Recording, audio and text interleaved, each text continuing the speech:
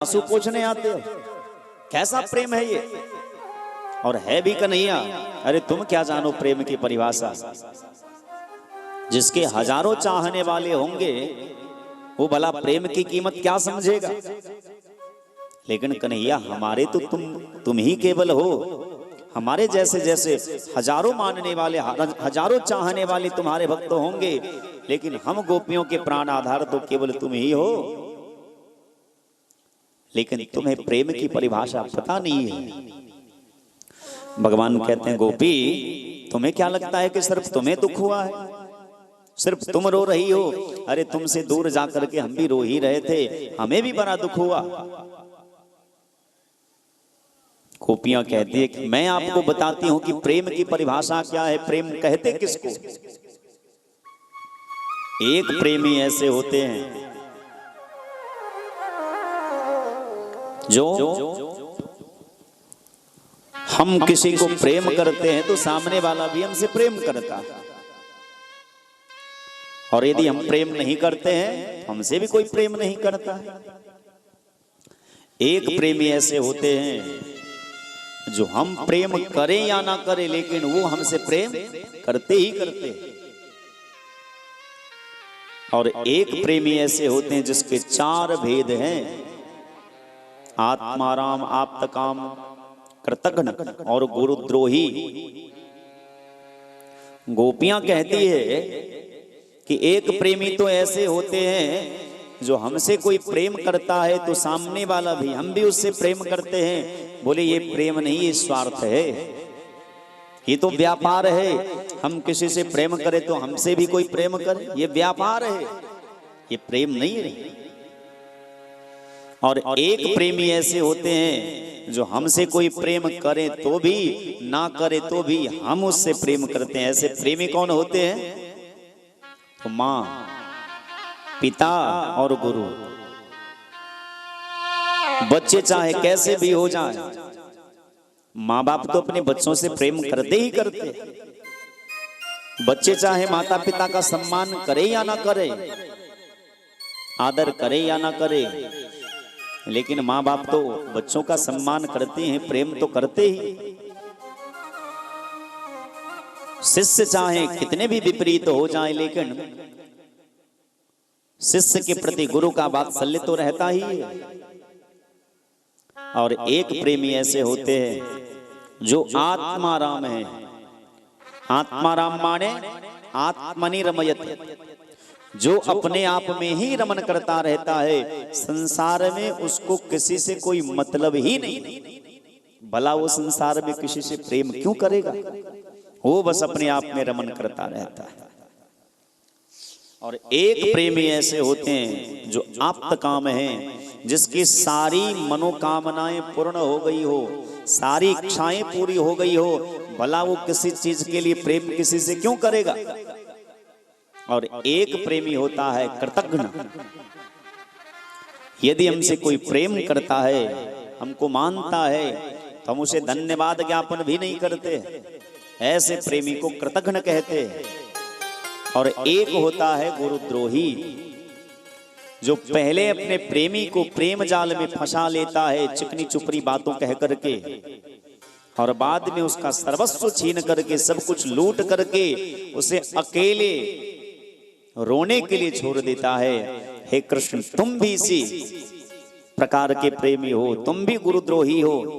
पहले तो तुमने बंसी बजा करके हम सभी गोपियों के मन को चुरा लिया, सारे संसार से हमको अलग कर दिया, सभी संसार के सभी संबंधों का उल्लंघन करके हम तुम्हारी शरण में आए, और मेरे मन में थोड़ा अभिमान क्या आ गया, तुम हम गोपियों को अकेले रोने के लिए छोड़ करके चले गए। तब जाकर के भगवान ने कहा, गोपियों, जब हम दिव्य रास का रस प्रदान करना चाहते हैं तो बर्तन जितना साफ रहेगा, यदि मान लीजिए कोई बर्तन है और उस बर्तन में पहले से नमकीन पदार्थ है, सब्जी है, दाल है, उसमें खीर डाल दीजिएगा तो खीर का स्वाद ही बिगड़ जाएगा। इसलिए पहले बर्तन को खाली कर दीजिए, साफ कर दीजिए, पानी से बढ़िया से धो दीजिए, फिर उसमें खीर रख करके पाइए तो खीर का वास्तविक स्वाद मिलेगा।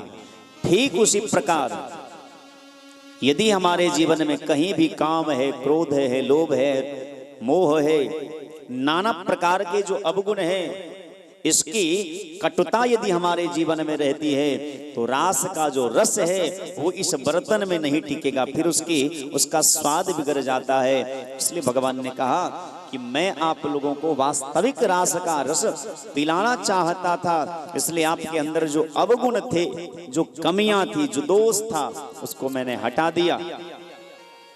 अब आप लोगों का बर्तन जो है, आपका हृदय जो है एकदम पवित्र हो चुका है, साफ हो चुका है।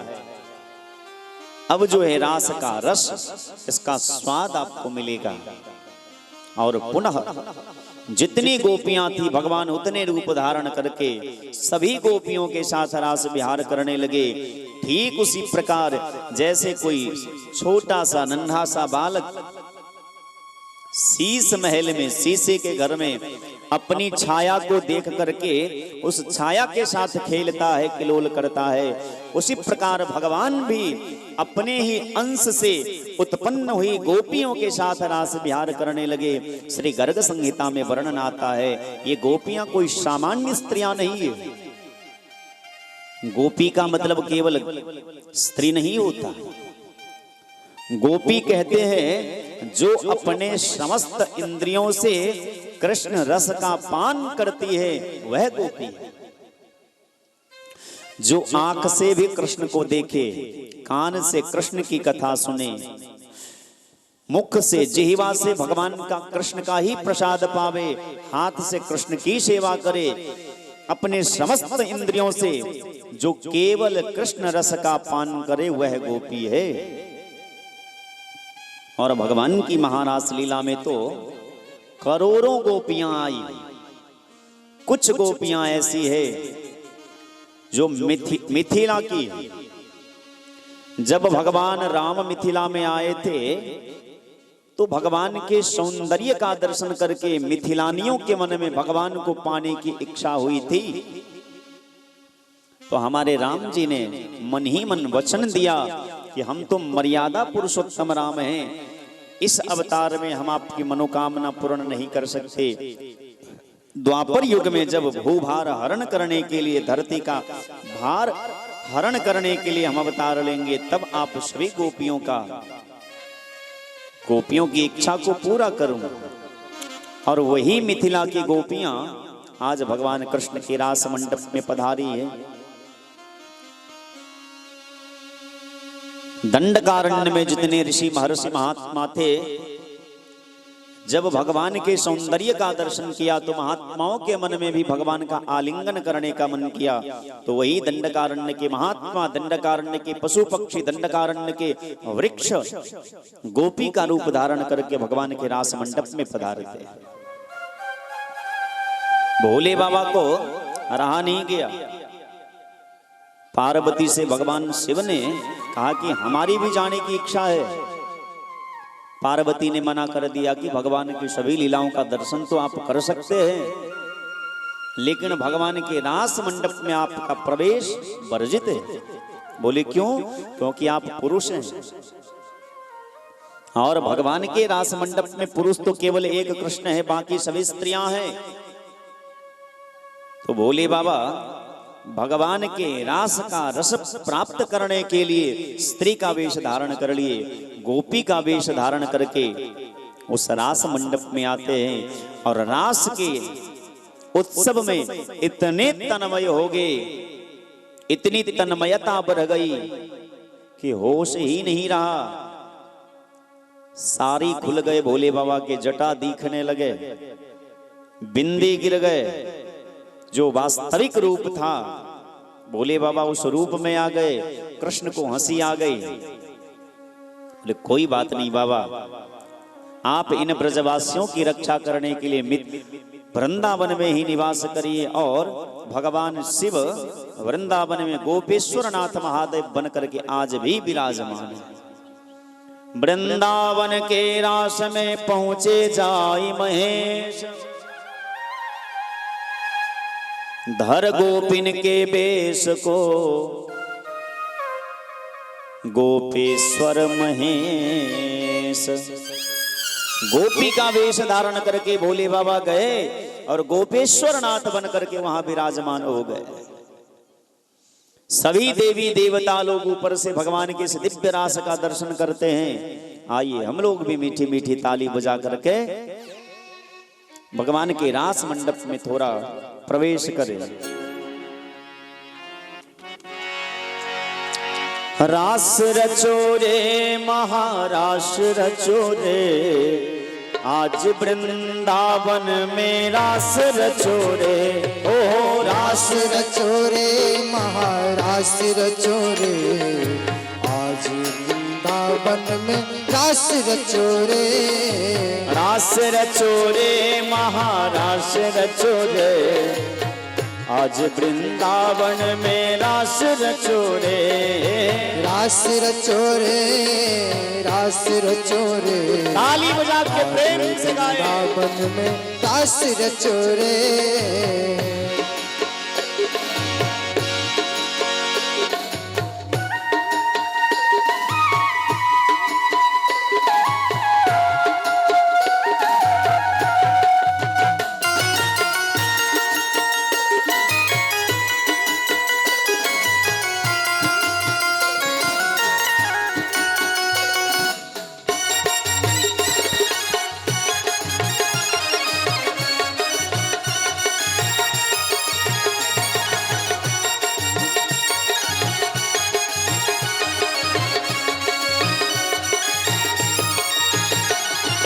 गंगा नाचे जमुना नाचे नाचे नदी गन। गंगा नाचे यमुना नाचे नाचे नदी गन। गंगा नाचे जमुना नाचे नाचे नदी गन। गंगा नाचे यमुना नाचे नाचे नदी गन। मन मेरो बन गयो सखी रे पावन वृंदावन। मन मेरो बन गयो सखी रे पावन वृंदावन। मन मेरो बन गयो सखी रे पावन वृंदावन। मन मेरो बन गयो सखी रे पावन वृंदावन। रास रचो रे महारास रचो रे, यमुना किनारे कान्हा रास रचो रे। हे रास रचो रे महारास रचो रे, यमुना किनारे कान्हा रास रचो रे। मीठी मीठी ताली की सेवा करते हुए प्रेम से गाए। रास रचो रे महारास रचो रे, यमुना किनारे कान्हा रास रचो रे। रास रचो रे महारास रचो रे, यमुना किनारे कान्हा रास रचो रे।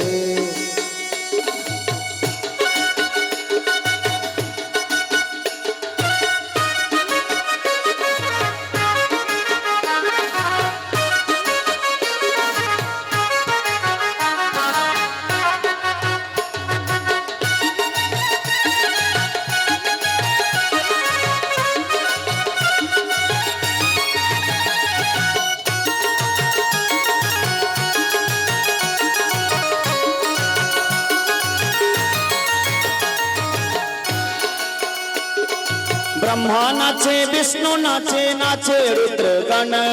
ब्रह्मा नाचे विष्णु नाचे नाचे रुद्र गण। ब्रह्मा नाचे विष्णु नाचे नाचे रुद्र गण। ब्रह्मा नाचे विष्णु नाचे नाचे रुद्र गण।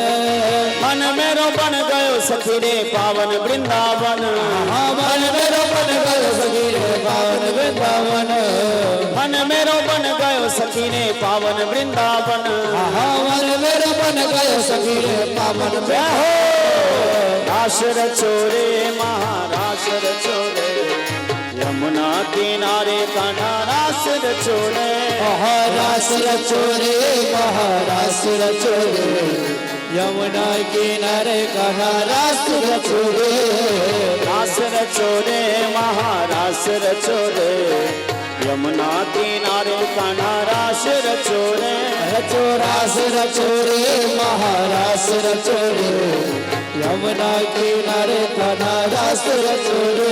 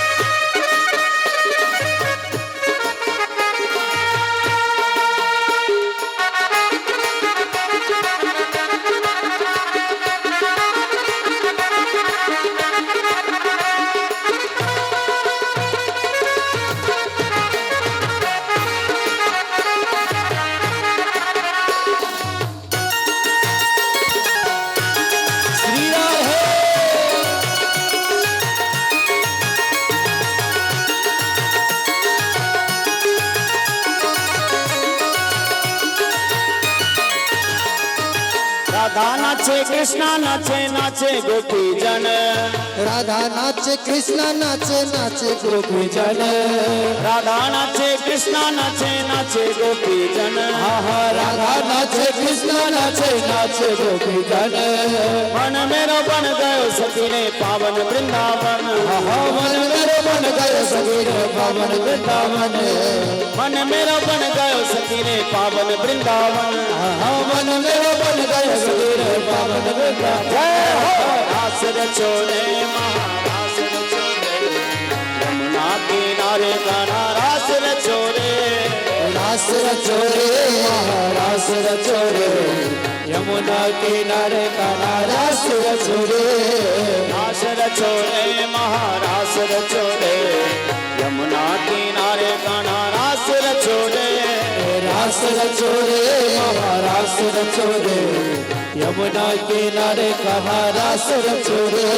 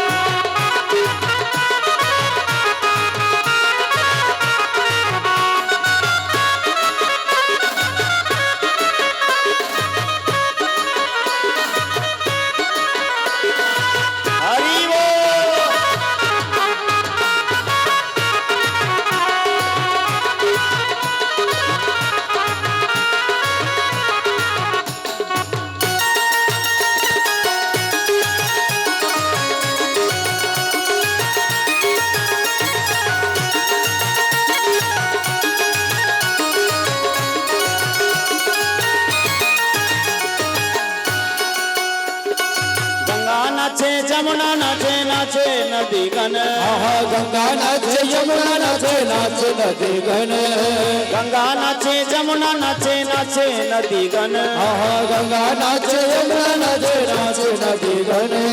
मन मेरो बन गयो सखी रे पावन वृंदावन, मन मेरो बन गयो सखी रे पावन वृंदावन, मन मेरो बन गयो सखी रे पावन वृंदावन, मन मेरो बन गयो सखी रे पावन वृंदावन। रास रचो रे महारास रचो रे, यमुना किनारे गाना रास रचो रे, रास रचो रे महारास रचो रे, यमुना किनारे गाना रास रचो रे, रास रचो रे महारास रचो रे, यमुना किनारे गाना रास रचो रे, रास रचो रे महारास रचो रे, यमुना किनारे गाना रास रचो रे। अरे रास रचो रे महारास रचो रे, यमुना किनारे गाना रास रचो रे, महारास रचो रे महारास रचो रे, यमुना किनारे गाना रास रचो रे, रास रचो रे महारास रचो रे, आज वृंदावन में रास रचो रे, रास रचो रे महारास रचो रे, आज वृंदावन में रास रचो रे, रास रचो रे महारास रचो रे, यमुना किनारे गाना रास रचो रे, रास रचो रे महारास रचो रे, यमुना किनारे गाना रास रचो रे, रास रचो रे महारास रचो रे, यमुना किनारे गाना रास रचो रे, रास रचो रे महारास रचो रे, यमुना किनारे गाना रास रचो रे, रास रचो रे महारास रचो रे, यमुना किनारे गाना रास रचो रे, रास रचो रे महारास रचो रे, यमुना किनारे गाना रास रचो रे। बोल महारास लीला की जय हो, रास बिहारी भगवान की जय हो। इस प्रकार से भगवान ने समस्त गोपियों के मन की इच्छा को पूरा करने के लिए महारास लीला सभी गोपियों के साथ किया। 5 अध्याय में भगवान सुखदेव महाराज परीक्षित को भगवान की महारास लीला कथा का रसपान कराते हैं और अंत में कहते हैं जो भगवान के महारास लीला कथा को सुनते हैं अथवा कहते हैं उसकी सारी कामनाएं एकदम शांत हो जाती है। बस एक कामना मन में रह जाती है। वो कौन सी कामना? कि जैसे भगवान गोपियों की इच्छा को पूरा करने के लिए गोपियों के साथ रास विहार किए, कदाचित हमारे जीवन में भी ऐसा सौभाग्य होता, हमारा भी जीवन इतना भाग्यशाली होता कि भगवान का ये दिव्य रास का रस हम जीवों को भी मिलता। ये महात्मा का भाव है कि जो महारास लीला कथा को श्रवण करता है, कहता है, सुनता है, सबकी मनोकामनाएं पूर्ण हो जाती है। और एक महात्मा तो इतनी सुंदर बात कहते हैं, जो 40 दिन तक प्रतिदिन रास पंचाध्यायी का पाठ करें तो उसकी एक भी इच्छा ऐसी नहीं होती जो पूरी ना हो। भगवान की महारास लीला कथा की इतनी महिमा है भागवत में। जो भगवान के रास की कथा सुनते हैं उसकी सारी इच्छाएं पूरी हो जाती है, क्योंकि बरसों से जिन गोपियों के मन में यह था कि भगवान कृष्ण हमको मिले, उन गोपियों की इच्छा भी भगवान रास के माध्यम से ही पूरा किया। इसलिए आचार्यों का यह दृढ़ विश्वास है कि हम उन भक्तों की भी इच्छा पूर्ण होंगे जो भगवान की महारास लीला कथा का रसपान करेंगे। भगवान तो आज भी वृंदावन में रास विहार करते हैं। ऐसा नहीं कि भगवान का रास विश्राम हो गया, खत्म हो गया। भगवान आज भी गोपियों के साथ, ब्रजवासियों के साथ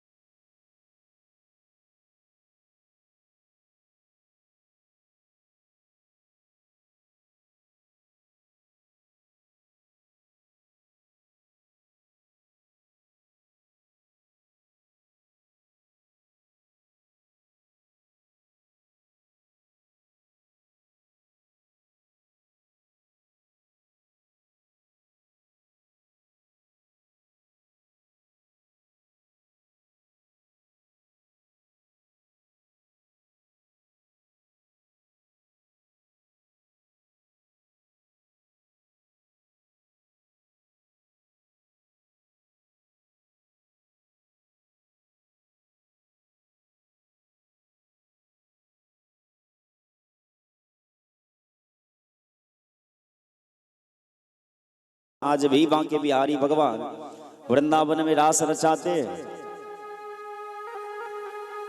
पर नारद बाबा के मन में विचार आया, यदि इसी प्रकार से ठाकुर जी गोपियों से घिरे रह करके केवल रास रचाते रहे तो कंस का अत्याचार दिन ब दिन बढ़ता जा रहा है। संसार में भगवान असुरों के विनाश के लिए भी अवतार लिए, संतों की रक्षा के लिए, असुरों के विनाश के लिए और धर्म की स्थापना के लिए ठाकुर जी का अवतार होता है। भगवान ने स्वयं गीता में कहा है, यदा यदा हि धर्मस्य ग्लानिर्भवति भारत अभ्युत्थानमधर्मस्य तदात्मानं सृजाम्यहम्। जब जब धर्म की हानि होती है, अधर्म बढ़ने लगता है, संत पुरुष सताए जाते हैं, तो परित्राणाय साधूनां, साधुओं की, साधु पुरुषों की रक्षा के लिए और विनाशाय च दुष्कृतां, दुष्ट व्यक्तियों के विनाश के लिए, असुरों के विनाश के लिए, धर्म संस्थापनार्थाय, और धर्म की स्थापना के लिए, संभवामि युगे युगे, मैं युग युग में अवतार लेता हूं। तो नारद बाबा ने मन में विचार किया कि भगवान इसी प्रकार से यदि रास रचाते रहे तो कंस को कौन मारेगा। तो नारद बाबा ने एक लीला रची और कंस के पास जाकर के कंस के कान भर दिए कि जिसको तुम नंद का बेटा समझते हो, कृष्ण और बलराम जी को, असल में वो वसुदेव जी के पुत्र है और वही तुम्हारे हत्यारे होंगे, उसी के हाथ, उन्हीं के हाथों तुम्हारी मृत्यु होगी। वसुदेव जी ने छल से अपने पुत्र को सोतिका गृह से उठा करके नंद बाबा के घर में रखाया। इतनी बात जैसे कंस ने सुना तो आग बबूला हो गया। फिर से वसुदेव और देवकी को कारागृह में डाल दिया, बंदी बना लिया। अक्रूर जी को बुला करके कहा कि जाओ वृंदावन चले जाओ और वृंदावन से दोनों भाई को किसी प्रकार से यहाँ ले आओ, कहना कि मामा जी ने बुलाया है। मेला देखने के बहाने यहाँ आएंगे, पहलवानों से उनके युद्ध होगी, मल युद्ध होगा। अभी तो वो छोटे से बालक हैं, हम लोग मिलकर के उसको मार देंगे। पर यह बात उसने, उस दुष्ट ने केवल मन में सोचा, अक्रूर जी को इतना नहीं कहा। अक्रूर जी से तो केवल इतना कहा कि जाओ कृष्ण को और बलराम को कहना कि मामा जी ने मेला देखने के लिए बुलाया है। अक्रूर जी मन ही मन सोचने लगे, आज दुष्ट कंस के मन में ऐसा सद्भाव कैसे आ गया, भगेना की याद कैसे आ गई। लेकिन हम तो बड़े सौभाग्यशाली हैं कि हमको भगवान का दर्शन मिलेगा, दर्शन का अवसर हमें प्राप्त होने जा रहा है। अक्रूर जी इस प्रकार से मन ही मन बड़े प्रसन्न हुए, आनंदित होकर के रथ पर सवार हुए और मथुरा से वृंदावन के लिए आगे बढ़ते हैं। जैसे अक्रूर जी आए, शाम का समय था, सभी ब्रजवासी अपने अपने घर में गाय दूह रहे थे। गाय दूहने की आवाज चारों तरफ आ रही थी और गोपियों के तो प्राण धन ही हैं भगवान श्री कृष्ण। प्रेम से बोलो राधे राधे। अक्रूर जी महाराज नंद बाबा के घर में आते हैं, रात्रि में एक दूसरे का हाल समाचार पूछते हैं और रात्रि में सारी बात बताते हैं। जैसे नंद बाबा ने सुना कि कल कन्हैया चले जाएंगे तो रातों रात उदास हो गए। नंद बाबा को पहले से ही पता था ये तो दूसरे का बेटा है, लेकिन आज से पहले कभी मन में ये विचार भी नहीं आया था। वो तो अपना बेटा मान के ही लाड़ दुलार करते रहे, उनका पालन पोषण करते रहे। लेकिन भैया संसार तो इसी का नाम है, एक तरफ दुख आता है, दूसरे तरफ सुख आता है, सुख के बाद दुख और दुख के बाद सुख आता है। यही तो संसार का चक्र है, यही नियम है। नंद बाबा उदास हो गए। यशोदा मैया का हृदय दहलने लगा कि अब तो कन्हैया हमको भूल ही जाएगा, क्योंकि उनके असली माता पिता जो उनको बुलाए हैं। प्रातः काल हुआ, सब दिन की भांति समस्त गोपियां चारों तरफ से नंद बाबा के घर के द्वार पर पहुंची। देखती है कि बहुत बड़ा रथ लगा हुआ है। सभी गोपियां भगवान के दर्शनार्थ यहां आई हैं। भगवान दोनों भैया घर से बाहर आए पूरी तैयारी के साथ। जैसे गोपियों ने देखा कि भगवान तो कहीं जाने के इच्छुक हैं, कहीं निकल रहे हैं, जिन गोपियों के मुख पर प्रसन्नता थी वो सारी गोपियां एकदम उदास हो गई। भगवान ने फिर भी सबको आश्वासन दिया, समझाया कि वृंदावन से ज्यादा दूर मथुरा नहीं है। यूं गए, अरे मामा जी ने बुलाया है तो उनकी बात को भी तो रखना होगा। मामा जी ने बुलाया है तो जाऊंगा, मेला देख करके बस 2-3 दिन की बात है, आ जाऊंगा। गोपियां कहती है, आह कन्हैया तुमने कैसे कह दिया कि 2-3 दिन में आ जाऊंगा? अरे इतना भी विचार नहीं किया कि जो गोपी तुम्हारे बिना 2 सेकंड भी नहीं रह सकती, उन गोपियों को तुम्हारे बिना 2 दिन रहना कितना मुश्किल होगा। थोड़ा सा भी विचार नहीं किया। भगवान फिर भी समझाते हैं सभी गोपियों को, पर सभी गोपियां प्रार्थना करने लगी, मनाने लगी कि कन्हैया हम लोगों को छोड़ करके ना जाओ, हमको बीच मझधार में छोड़ करके ना जाओ, हम तो मारी जाएंगे। लेकिन भगवान ने सभी गोपियों को कहा कि चिंता ना करो, हम जल्दी वापस आ जाएंगे। राधा रानी के पास सभी गोपियां मिल करके जाती है और राधा रानी के चरणों में प्रणाम किया कि मुझे विश्वास है कि यदि आप एक बार कह देंगी कृष्ण को कि ना जाओ तो कृष्ण नहीं जाएंगे। पर राधा रानी तो अद्भुत भक्त हैं भगवान की। राधा रानी ने कहा कि हम कृष्ण से प्रेम करते हैं, और प्रेम का मतलब ये नहीं होता कि अपनी इच्छा को पूरा करना। हम अपने स्वार्थ की सिद्धि के लिए अपने नाथ के मार्ग का बाधक नहीं बनना चाहती। यदि उनको हमसे दूर जाने में खुशी मिलती है, यदि उनका प्रयोजन सिद्ध होता है, तो मैं उनके रास्ते का कांटा क्यों बनूंगी। सभी गोपियां बाहर आती है, कन्हैया से निवेदन करती है, मैं कहती हूँ कान्हा तुमसे तू दूर ना जाया करो।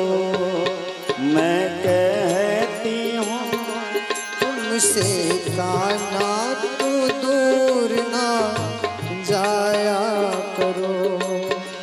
मैं कहती हूँ कान्हा तुमसे तू दूर ना जाया करो। मैं कहती हूँ कान्हा तुमसे तू दूर ना जाया करो। दूर गए तो जी ना सकूंगी, दूर गए तो जी ना सकूंगी। तेरे बिना कान्हा रह ना सकूंगी। दूर गए तो जी ना सकूंगी। तेरे बिना कान्हा रह ना सकूंगी। मैं कहती हूँ कान्हा तुमसे तू दूर ना जाया करो। मैं कहती हूँ कान्हा तुमसे तू दूर ना जाया करो।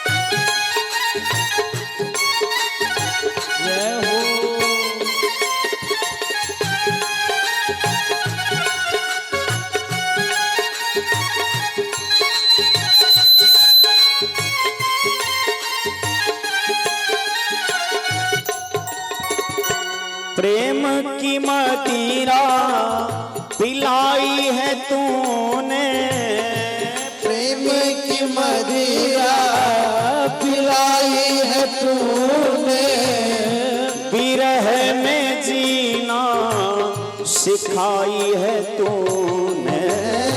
प्रेम की मदिरा पिलाई है तूने, विरह में जीना सिखाई है तूने।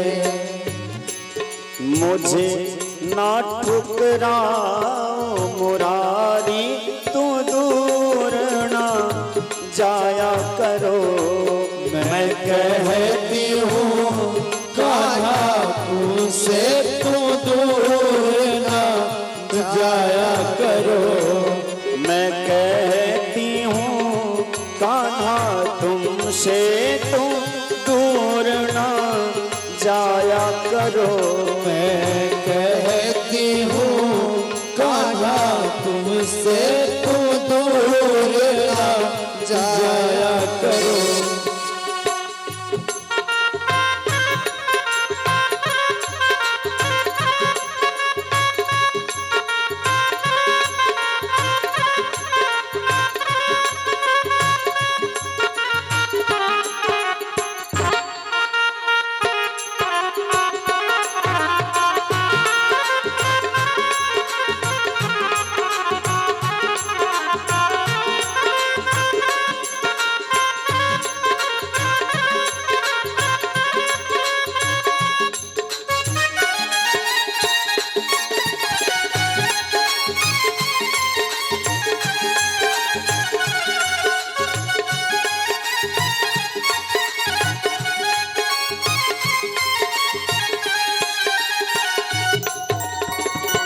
कहता नटवर श्याम सवरिया, कहता नटवर श्याम सवरिया, कहता नटवर श्याम सवरिया, कहता नटवर श्याम सवरिया, तेरी जोगन बनी मैं सावरिया।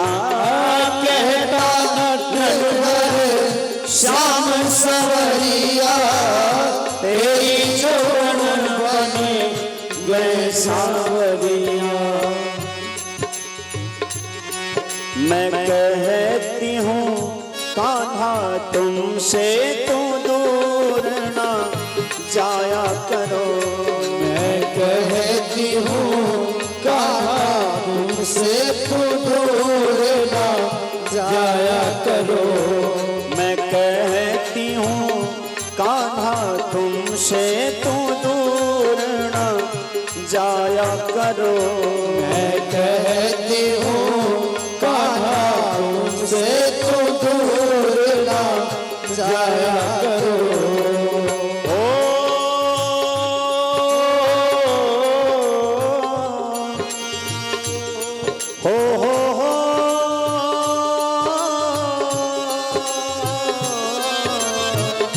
दूर गए तो जी ना सकूंगी, तेरे बिना कान्हा रह ना सकूंगी। दूर गए तो जी ना सकूंगी, तेरे बिना कान्हा रह ना सकूंगी। दूर गए तो जी ना सकूंगी, तेरे बिना कान्हा रह ना सकूंगी। दूर गए तो जी ना सकूंगी, तेरे बिना कान्हा रह ना सकूंगी। मैं कहती हूँ कान्हा तुमसे तुम दूर ना जाया करो। मैं कहती हूँ कान्हा तुमसे तुम दूर ना जाया करो। मैं कहती हूँ कान्हा तुमसे तुम दूर ना जाया करो। मैं कहती हूँ कान्हा तुम दूर ना जाया करो। सभी गोपियों ने भगवान से इस प्रकार से निवेदन किया, पर ठाकुर जी ने सबको भरोसा दिया कि बस 3 दिन की बात है, लौट करके आ जाऊंगा। पूरे भागवत में भगवान पहली बार झूठ बोल रहे हैं, सत्यनारायण है।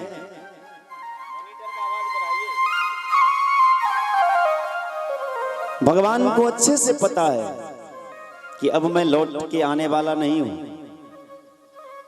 और ये बात भली प्रकार ठाकुर जी जानते हैं कि मैं इन गोपियों के बीच अब फिर लौट करके आने वाला नहीं हूं। फिर भी भगवान झूठ बोलते हैं। क्यों? क्योंकि अच्छे से जानते हैं यदि मैंने गोपियों को कह दिया कि अब मैं लौट करके आने वाला नहीं हूं, तो गोपियां इसी समय अपना प्राण छोड़ देंगे। मेरे सिवा इस दुनिया में इनका है कौन? जो था उसको तो इन्होंने पहले ही छोड़ दिया। माँ को, पिता को, भाई को, बंधु को, पति को, बच्चों को, लाज हया शर्म मर्यादा सब कुछ छोड़ दिया। केवल गतिविदस्तबोध गीत मोहिता मेरी शरण में आई। अब तो मैं ही एक इनका सहारा हूं, और यदि मैंने कह दिया कि अब मैं लौट करके आने वाला नहीं, तो ये अपना प्राण भी नहीं रख पाएंगी। और भगवान भी बड़े हृदय से इन गोपियों को प्रेम करते हैं, ब्रजवासियों को प्रेम करते हैं, रोते हुए नहीं देखना चाहते, इसलिए भगवान ने झूठ का सहारा लिया। रथ पर सवार हुए, अंतिम बार यशोदा मैया अपने हृदय से लगाती है लाला को और कहती है, कन्हैया अब तो तू अपने असली माँ के पास जा रहा है, इस बूढ़ी माँ को भूल मत जाना। भगवान सच्चे हृदय से केवल जिनके नाम लेने मात्र से सारे संसार का दुख दूर हो जाता है, उनका रोना मिट जाता है। आज जब यशोदा मैया ने हृदय से लगाया कन्हैया को, तो भगवान के नेत्र भी सजल हो गए। पर ठाकुर जी अपने आंसू को अपने अंदर ही पी लिया। जिस कन्हैया को थोड़ा सा पेट में दर्द होता था, तो पूरी दुनिया के डॉक्टरों को, वैद्यों को यशोदा मैया 1 मिनट में बुला लेती थी कि मेरे कन्हैया को हो क्या गया। आज यदि कन्हैया को रोते हुए देख ले यशोदा, तो मर जाएगी। इसलिए भगवान ने अपने नेत्र के आंसू को अंदर ही घूंट लिया, पी लिया, पर अपना दुख दिखाया नहीं। एक बैलगाड़ी में बहुत सारे दूध दही के मटके भर भर के सभी ब्रजवासी कन्हैया के पीछे पीछे पीछे पीछे जाने लगे। नंद बाबा भी साथ में। एक बेटा माता पिता के बुढ़ापे का सहारा होता है, लेकिन जब सहारे की बात आई, जब नंद बाबा बूढ़े हुए, भगवान बड़े हो रहे थे, अब बुढ़ापा का सहारा बनते, उस समय में भगवान ने छोड़ ही दिया नंद बाबा को। सारी गोपियां उस राह को देखती रही जिस राह से कन्हैया गए, और तब तक देखती रही जब तक उनके आंख से वह रथ ओझल न हो गया। और भगवान के जितने भी बाल सखा हैं, मित्र मंडली हैं, सभी बार बार कन्हैया को बुलाते हैं, कन्हैया हमें भूलना नहीं।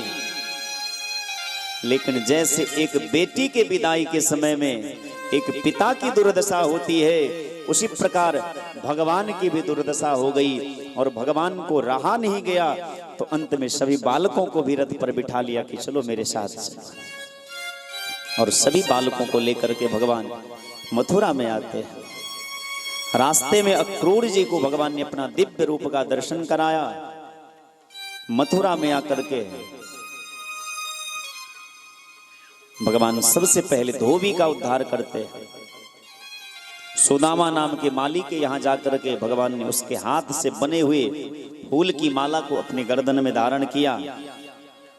एक दर्जी के पास जाकर के भगवान वस्त्र को ठीक करवा करके सभी ब्रजवासी बालकों को देते हैं, नवीन वस्त्र पहनाते हैं। सैरंध्री नाम की दासी, जो कंस की निजी दासी है, जिनके हाथ से घिसे हुए चंदन ही कंस रोज लगाते हैं, देखने में 3 जगह से टेढ़ी है। सैरंध्री नाम के दासी को देखा भगवान ने, उनकी मन की इच्छा को जान गए, पीछे से कहा, अरे सुंदरी सुनती हो? सैरंध्री ने पीछे मुड़ करके देखा तो भगवान को जो देखा तो उनकी दीवानी हो गई।